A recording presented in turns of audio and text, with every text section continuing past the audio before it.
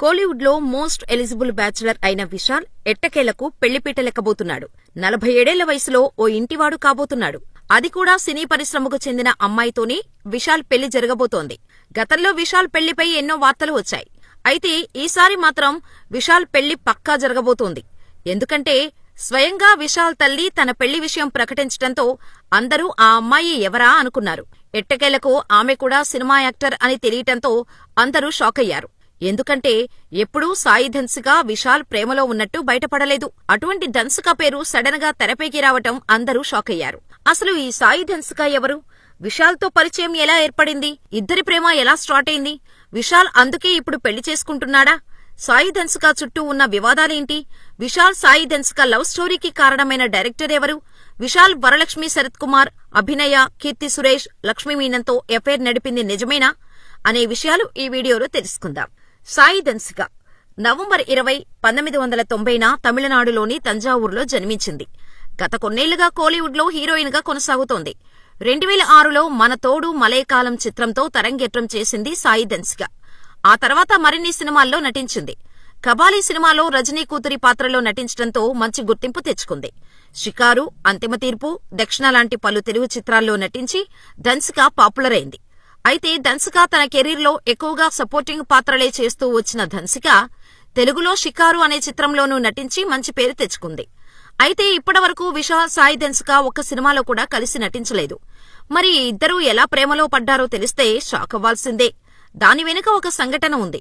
2017లో సాయి ధన్సిక నటించిన విజితీరు cinema promotion కార్యక్రమంలో hero Shambhu తండ్రి టి. రాజేందర్ కీలక పాత్రలు పోషించారు.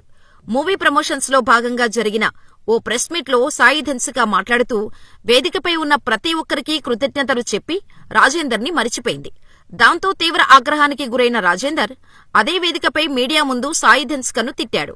రజనీ సినిమాలో నటిస్తోంది కాబట్టి పొగరుగా వ్యవహరిస్తోందని అసభ్యంగా మాట్లాడారు. టి. రాజేందర్ మాటలకు సాయి ధన్సిక క్షమాపణ చెప్పారు. అయినా టీఆర్ ఆమెను టార్గెట్ చేస్తూ ఉండటంతో అది కాస్త సీరియస్ వైపు టర్న్ తీసుకుంది. దీంతో సాయి ధన్సిక స్టేజ్ పైనే కన్నీళ్లు పెట్టుకుంది. ఈ సంఘటన అప్పట్లో పెద్ద చర్చనీయాంశమైంది.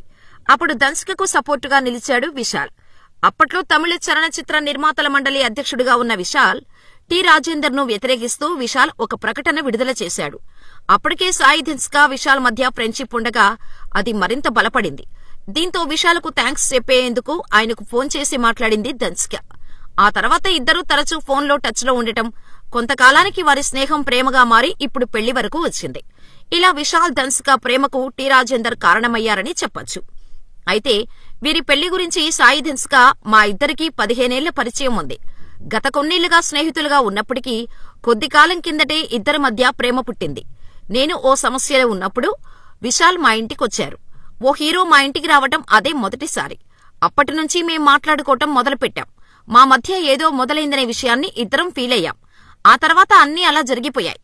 ఈ మధ్యనే పెళ్లి గురించి మాట్లాడుకున్నాం అని ధన్సిక క్లారిటీ ఇచ్చింది. అయితే నిజానికి విశాల్ గతంలో వరలక్ష్మి శరత్ కుమార్ను పెళ్లి చేసుకుంటారనే ప్రచారం జరిగింది.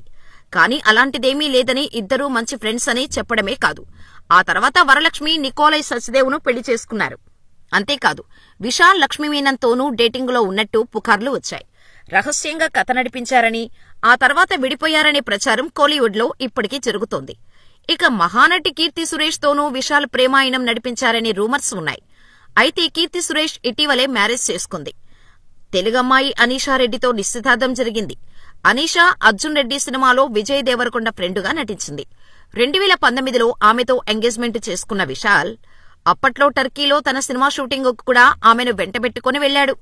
దీంతో అందరూ త్వరలోనే పెళ్లిపీటలు ఎక్కుతారని అనుకుంటుండగా ఏమైందో ఏమో కానీ ఎంగేజ్మెంట్ క్యాన్సిల్ చేసుకున్నారు.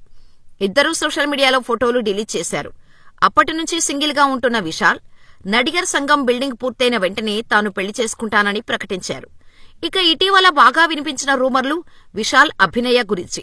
ఈ ఇద్దరూ చాలా కాలంగా ప్రేమలో ఉన్నారని, మ్యారేజ్ కు రెడీ అయ్యారంటూ చాలా వార్తలు వినిపించాయి.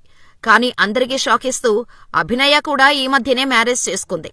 అయితే గతంలో విశాల్ నడిగర్ సంఘం భవనం పూర్తయ్యాక పెళ్లి చేసుకుంటానని చెప్పారు. ఆ భవనం నిర్మాణం దాదాపు ఫినిష్ అవటంతో పెళ్లెప్పుడు అంటూ ఇటీవల ఆయనకు ప్రశ్న ఎదురైంది. తాను త్వరలోనే పెళ్లి చేసుకుంటానని, అమ్మాయి కూడా దొరికిందని చెప్పిన విశాల్ ధన్సిక ప్రధాన పాత్రలో నటించిన యోగిదా సినిమా ఈవెంట్ కు విశాల్ చీఫ్ గెస్ట్ గా వచ్చి ధన్సికను త్వరలోనే పెళ్లి చేసుకోబోతున్నట్టు అధికారికంగా ప్రకటించి అందరినీ షాక్ గురిచేశారు. అంతేకాదు, ఆగస్టు 29న విశాల్ బర్త్డే.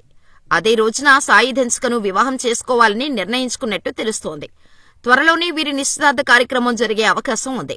నిజానికి విశాల్ ధన్సిక తమ బంధాన్ని మరికొన్ని రోజులు ప్రైవేటుగానే ఉంచాలని భావించారట. కానీ వారిద్దరూ పెళ్లి చేసుకోబోతున్నారనే వార్తలు వైరల్ అవడంతో తమ రిలేషన్షిప్ ను ఓపెన్ గా అనౌన్స్ చేశారు.